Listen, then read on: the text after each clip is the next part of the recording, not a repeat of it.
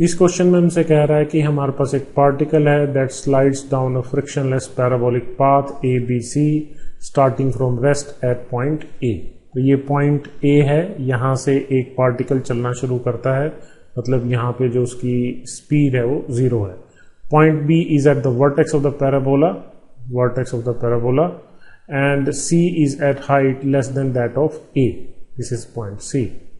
After C the particle moves freely in air as a projectile. यहाँ पे इस point सी के बाद ये पार्टिकल एयर में चल रहा है और ये एक तरह का प्रोजेक्टाइल पाथ ये कवर करेगा।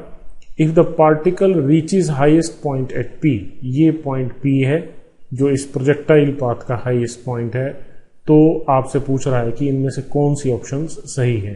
तो kinetic energy at point P, इस पॉइंट पे, तो इस पॉइंट पे जो काइनेटिक एनर्जी होगी वो क्या होगी, तो आप ये देखें कि ये v नॉट है, तो इधर क्या होगा v नॉट कॉस थीटा।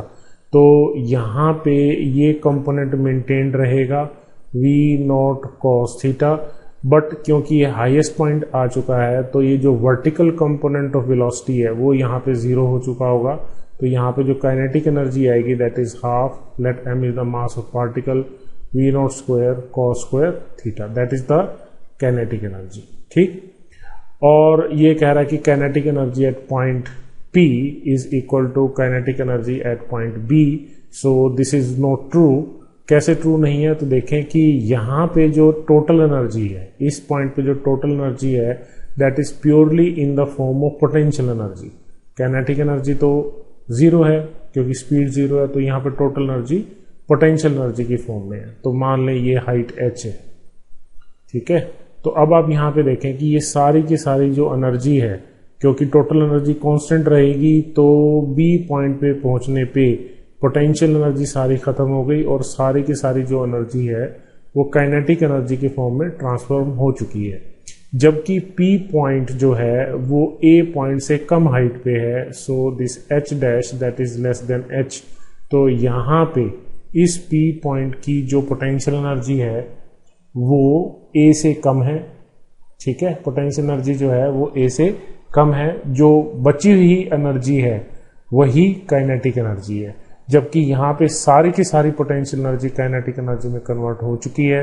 तो इसका मतलब जो kinetic energy at point P है that will be less than the kinetic energy at point B। So this option is wrong. Height at P is equal to height at A। तो साफ दिख रहा है height at P is less than height of A, क्योंकि यहाँ पे कुछ kinetic energy है, ठीक है। There is some kinetic energy and the remaining energy is the potential energy, so H dash is less than H। This option is also wrong. C, total energy at P is equal to total energy at A। Total energy at P is equal to total energy at A। ये बात ठीक है कि एक system में total energy conserve रहेगी। यहाँ पे एनर्जी काइनेटिक एनर्जी और potential energy, kinetic energy 0, total potential energy है। यहाँ पे जो एनर्जी है वो पोटेंशियल एनर्जी भी है और काइनेटिक एनर्जी भी है। Total sum remains constant, so this is a fundamental thing. Option C is correct. D option में कह रहा है time of travel from A to B is equal to time of travel from B to P।